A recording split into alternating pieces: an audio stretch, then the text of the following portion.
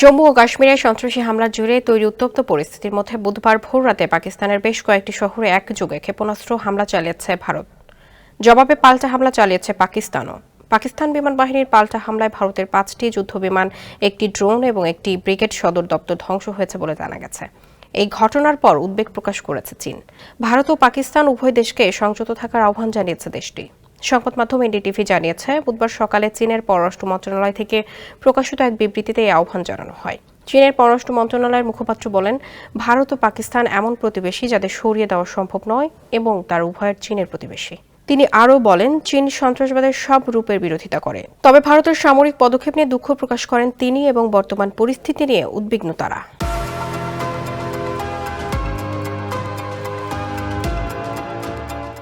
চীন দুই দেশের প্রতি আহ্বান জানিয়ে বলেছে, শান্তি ও স্থিতিশীলতাকে অগ্রাধিকার দিন, সংযত থাকুন এবং এমন কোনো পদক্ষেপ এড়িয়ে চলুন যা পরিস্থিতিকে আরও জটিল করে তুলতে পারে। এর আগে পাকিস্তানে ভারতের হামলার প্রতিক্রিয়া জানান যুক্তরাষ্ট্রের প্রেসিডেন্ট ডোনাল্ড ট্রাম্প। ট্রাম্প এ হামলাকে লজ্জাজনক বলে অভিহিত করেছেন। রয়টার্সের এক প্রতিবেদনে বলা হয়েছে, মার্কিন প্রেসিডেন্ট ডোনাল্ড ট্রাম্প বলেছেন, পাকিস্তান এবং পাকিস্তান নিয়ন্ত্রিত কাশ্মীরে ভারতের হামলা এটি লজ্জাজনক ঘটনা।